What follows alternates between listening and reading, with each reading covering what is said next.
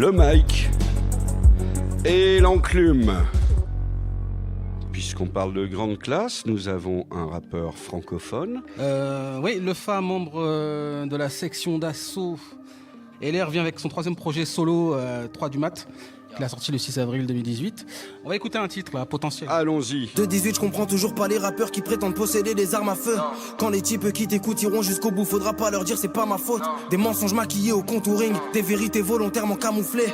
Multivisage, multidiscours, j'aurais du mal à te croire quand tu m'appelleras mon frère. Y'en a qui disent que t'as raté ta vie si t'as pas de Rolex avant la quarantaine. Merde, il va falloir que je dise à mon père, papa t'es qu'un loser entre parenthèses. Certains le considéraient comme le meilleur rappeur de la section d'assaut. Qu'est-ce que vous en pensez? Ce gars-là est vraiment C'est ce qu'on incroyable. disait déjà quand il y avait Visionnaire, enfin on était d'accord je crois que sur ce fait-là.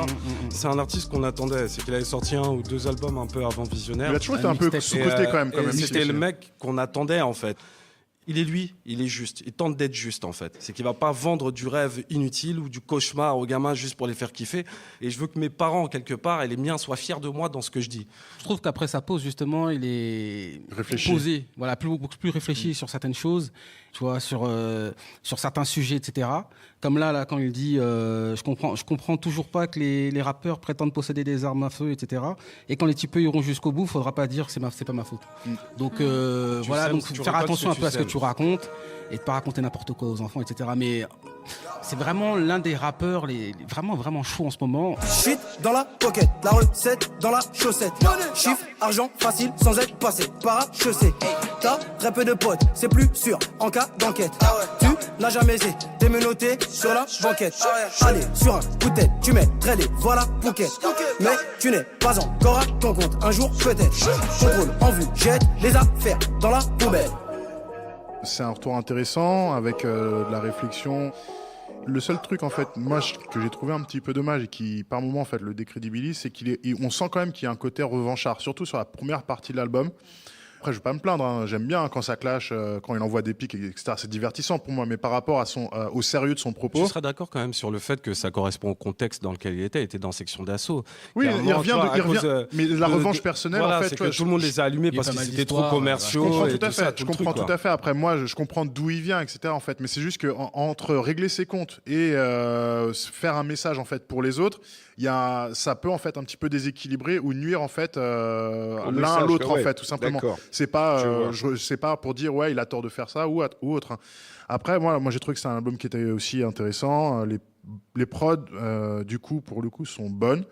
Et en fait, j'ai découvert vraiment quelqu'un de très bon dans la manière dont il construit ses textes.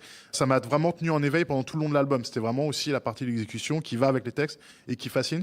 Et le travail de prod, justement, a bien servi ça. C'est-à-dire que les prods sont bonnes, efficaces, mais voilà, elles vont pas te distraire en fait de ce qui est en train de se passer du côté du micro. Et donc, moi, j'ai trouvé que c'était bien. Valide.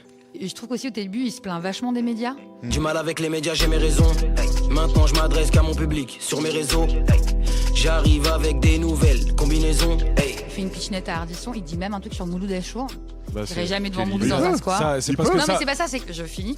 C'est juste que je me dis, c'est intéressant, il veut vraiment se démarquer de tous ses anciens potes qui, eux, vont facilement qui prennent bien la lumière. Donc je pense qu'il se démarque beaucoup dans le début de l'album et il a envie de le montrer et de le dire. Et vraiment, je préfère vraiment la fin. Notamment Paradise avec l'homme pâle. Moi qui voulais déployer mes ailes comme un aigle royal dans le ciel étoilé. J'ai renoncé à mes rêves pour laisser les tiens tutoyer la réalité. Pour que tu nages dans le bonheur, je me suis noyé. Puis je t'ai regardé t'éloigner. Ouais, je t'ai regardé t'éloigner sur le voilier d'un autre homme. Ça m'a broyé le cœur, adieu la promesse de fonder un foyer. Tous ces mots doux sur l'oreiller, moi je te croyais. Ouais, moi je trouve que c'est un des morceaux les plus faibles, personnellement. On n'a pas souligné quand même la performance d'Orelsan. Orelsan, ouais, le featuring est très bon aussi. Ouais. Il se trouve vachement bien dans un état d'esprit commun. Sur le feat, il a gagné Orelsan. Ah bah oui, Orelsan quoi. Le FA 3 du mat est quand même assez vivement recommandé par le Mike et l'enclume, l'émission de salut public remboursée par toutes les bonnes mutuelles. Le son et la prose, la prod et le fond, le lourd et le balourd, c'est tous les mois sur Arte Radio et en public au FGO Barbara à la Goutte d'Or devant une foule nombreuse et totalement surexcitée.